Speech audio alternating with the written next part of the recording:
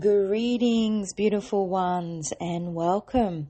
This is Nazanin Marashian, Love and Heart Art, deep dive into tools for empowerment and healing. In this episode, I want to take a moment of pause and share a message of hope as I am finally on the other side of a long and painful divorce, financial settlement, and there's this just long exhale that being here brings. And for all my sisters out there going through the breakage of their marriages and feeling despair, I got you, sis. There is an end point. My prayer is that in this journey, He gathers strength in your resilience and in your vulnerability, and step deeper into self-awareness and, most importantly, self-love. In this episode, I want to speak directly to all the strong and brave women who have experienced the challenging journey of divorce, particularly those who've taken on the role of single mother like myself. I want you to know that you're not alone, and that there is a magical light at the end of the tunnel. And this is your moment to rise, to rediscover, and to create a life filled with joy and fulfillment. Because it takes great courage to move into the unknown. And divorce is undoubtedly a difficult chapter in anyone's life, and the whirlwind of emotions that it conjures, and the loss and the grief of an ending. For some it might be a celebration, but nonetheless it is difficult. It is a change. It is a shift in a different direction. And as a single mother, the weight of responsibility may seem overwhelming at times. I've certainly felt that. And having gone through such a tumultuous journey myself, I want to remind all of you sisters out there that within every challenge lies an opportunity for growth, strength, and self-discovery. I personally have lived this and feel that whilst healing takes time, okay, it's not a click your fingers kind of thing, but I also feel that the light within me is still burning, and that is enough, that flame is still on, that I'm here, moving forward, and that is enough. That is enough to rebuild upon.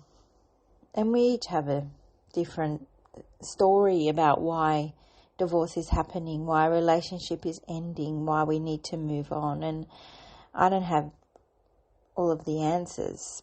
All I know is that for me, it has been a transformational experience. And I celebrate a whole new book of Nazanin here today, where I can dream in a life filled with all the people, places, and things that enliven and nurture me. And along for this amazing carpet ride adventure of life are my children, and it's challenging yet wonderful. It's chaotic yet creative. And whilst I can't protect my kids from their own pain and disappointment, I can give them the best of me and sit with that, knowing that that is all that they need. And I know for many of us in this journey, we want to overcompensate for the missing parent, and however the co-parenting relationship is for each individual. I know for me, I have felt that being more loving towards myself and more patient towards myself has been the best thing I can do for my children. Because there are so many spaces where we lose ourselves as women Parts of self is lost in the marriage. Parts of self is lost when we become a mother. Parts of self is then lost after divorce. And it's not so much of a loss as in that no longer exists. It's a transformation. It is various rites of passage. And yet what is known falls away and we move into the unknown. And I found personally that finding myself after divorce wasn't easy, but it was an essential part of the process and the progress and growth of myself to give that time and space to recalibrate. And one thing that takes a beating the most is, of course, your self-esteem and the collateral loss of friends and family. That is super difficult for both sides, really. And a helpful practice that I have experienced and continue to foster is the power of self-reflection. I take time always to understand who I am and what makes me tick and what brings me joy. And this is a great practice to put in any life situation, but particularly in difficult times, to reflect on your strengths and your values and your dreams. And remember and allow yourself to let go of the past. And then that creates space to envision the future that you desire for yourself and your children. And that's where I am sitting at the moment. The embracing of the opportunity to rediscover my passions and interests and let that guide me towards a fulfilling life. Little steps, baby steps. One thing, and I've mentioned in previous episodes, but practicing one thing a day if you can. That's just for you. And super important not to isolate yourself, which, when you're going through deep things, you want to retreat. But if you have a little circle of friends or a little team around you, a supportive network, seeking out people who will uplift and inspire you, then you know that you're not alone in this journey. It's so important to have that, to lean on friends and family and community for support. It does take great courage to ask for help because we're putting ourselves in a space of vulnerability. But, we are not here to do all the work on our own. And together, within community, within that unity, we can create a powerful network of love and support. And as hard as it is, don't live in the past. The more you think and talk about your ex, the more you're inviting them into your present moment.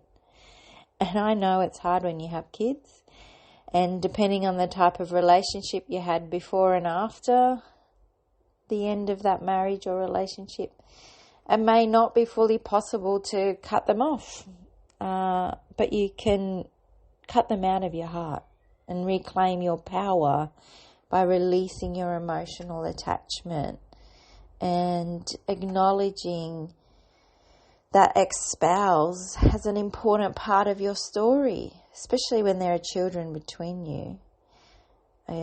Together you made them, or a project, or whatever it is that was between you. It was the reason you were together, and now you're not, and it's okay. And it's hard to forgive.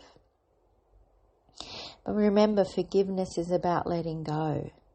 Letting go of the emotional attachment of the story. It's letting it go from your whole beingness. And in that letting go is this extraordinary liberation, this feeling that will surpass all of the grief. And so much more space is then created within you and around you because you're no longer carrying the hurt. And that's where I feel I'm sitting right now. It feels really good. That's why I wanted to dedicate this episode to that, because I feel it's so important that in every major life event, we return to that light within. We return to the present moment and acknowledge everything that has happened to bring us here, but with non-attachment. Self-care is so important in this journey. It's not selfish at all. It is actually necessary, especially as a mother, and even more as a single mother, because it's so easy to put your needs last.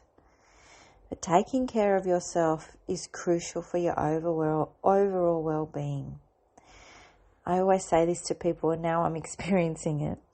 Don't wait for an illness or, something dramatic to have to start thinking about yourself, which has been my story.